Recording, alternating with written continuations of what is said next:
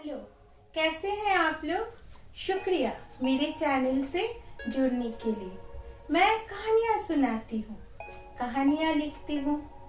मेरी कहानी हमेशा जीवन के सफर से प्रेरित होती है।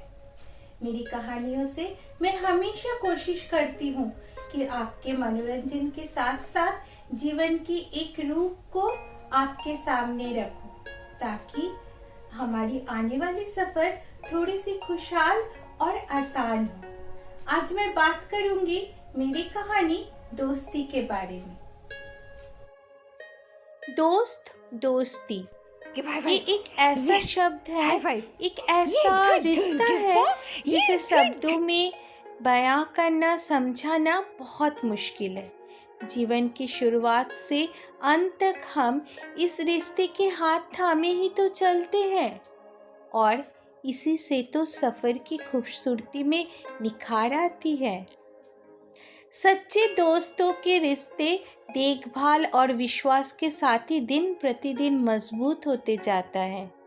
दोस्त एक दूसरे पे भरोसा करते हैं, तभी तो वो एक दूसरे के साथी होते हैं। और इस अनमोल रिश्ते का दुश्मन कौन है पता है आपको?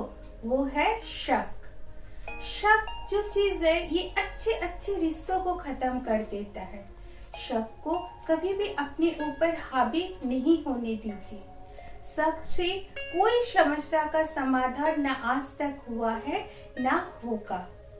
अगर रिश्ते में कोई प्रॉब्लम, कोई समस्या कभी आती भी है तो वो आप खुल के बात कीजिए, उसी से आपको समाधान मिलेगा, ना कि शक से। सोचिएगा जरूर। तो चलिए मिलते हैं आज के व्यूअर्स से। दोस्ती की इस एपिसोड में आज मैं आपको जिनसे मिलाने जा रही हूँ उनको मैं दोस्ती का मिसाल मानती हूँ। तो चलिए मिलते हैं उनसे और सुनते हैं उनके विचार। जयती भाभी जी, मैंने जीवन के सफ़र की कहानियाँ एल्बम सुधी और सागर, झील और झरना सहित आपकी कहानी दोस्ती सुना और देखा।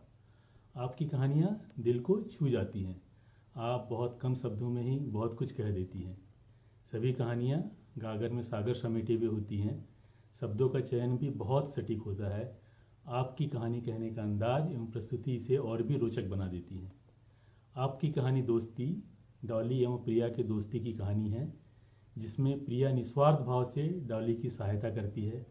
सच्चा दोस्त वही होता है जो बिना किसी स्वार्थ के हमारा साथ दे। सच्चे दोस्त की पहचान मुसीबत के समय ही होती है।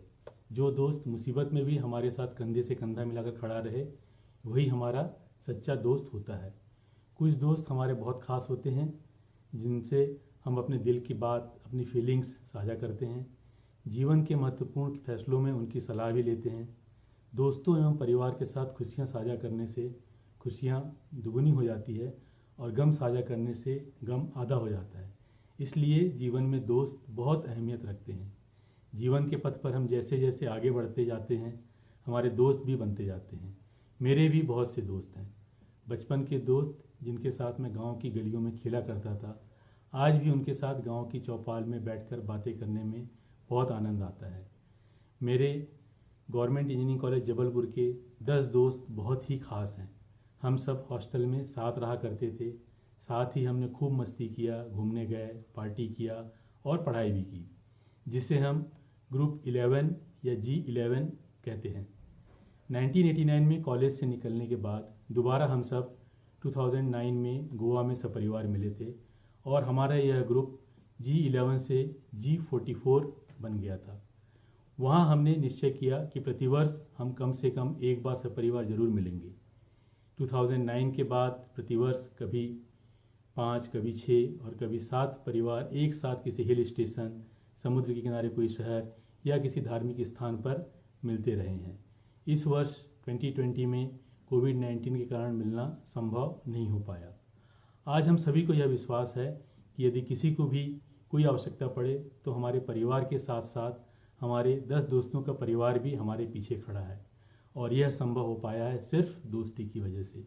किसी ने सही कहा है, खून के रिश्ते से भी बढ़कर यदि कोई रिश्ता है तो वह दोस्ती का रिश्ता होता है। आपकी कहानियाँ हमें कुछ न कुछ संदेश जरूर देती हैं। मुझे प्रतिमा 2 और 15 तारीख को आपकी कहानियों का इंतज़ार रहता है। मेरी शुभकामनाएं हैं कि सफ़र की कहानियों का यह खूबसूरत सफ़र जो आपने प्रारंभ किया है, यह सफ़र अनवरत जारी रहे। बहुत बहुत धन्यवाद। आपके विचार और आपके जो लाइफ की एक्सपीरियंस है दोस्तों के साथ, दोस्ती के साथ हम सबके साथ शेयर करने के लिए और हमारी सफर कहानी में हम सफर बनने के लिए। आप सब भी मेरी कहानियों को सुनते रहिए और मेरे चैनल से जुड़ते रहिए। और अगर आप इस चैनल में पहली बार आए हैं तो चैनल को सब्सक्राइब करना नहीं भूलिए और आप सब भी लाइक और शेयर जरूर कीजिए। बहुत जल्दी मिलते हैं और एक नई कहानी और कुछ सोच के साथ। बहुत बहुत धन्यवाद।